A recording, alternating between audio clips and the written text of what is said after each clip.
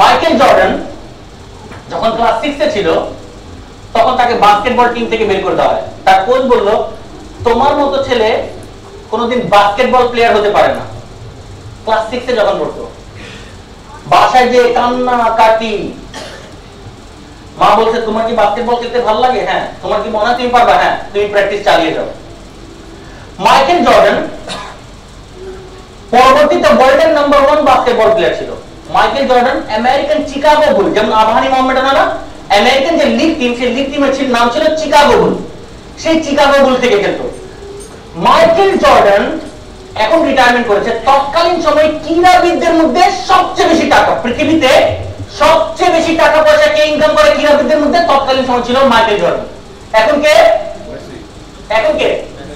হ্যাঁ, Tiger Wood, golf player, not Messi, golf player. These are the rich. এগুলো হচ্ছে rich খেলা। কাদের জন্য? প্যাসিভ ইনকাম আমাদের জন্য।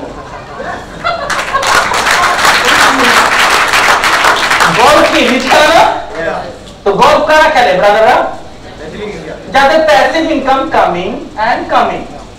তাহলে তো যেটা রিচ গেম সেখানকার প্লেয়াররাই তো সবচেয়ে বেশি ইনকাম করবে, রাইট? মাইকেল জর্ডানকে জিজ্ঞেস করা হয়েছিল, how success come to you, how success come to you.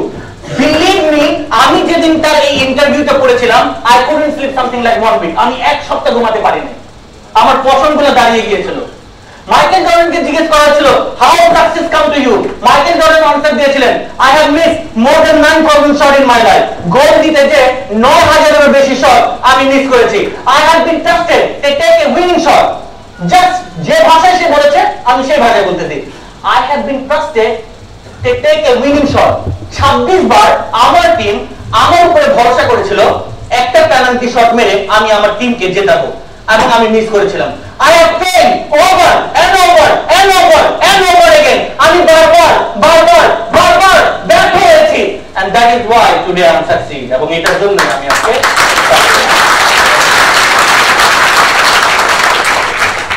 9000 shot, 26 বার টিমকে হারাইছে, বারবার ব্যর্থ হয়েছে, এবং ওইটার জন্যই সে কিন্তু ওয়ার্ল্ডের নাম্বার 1 প্লেয়ার ছিল। Give a big round of applause for Michael Jordan.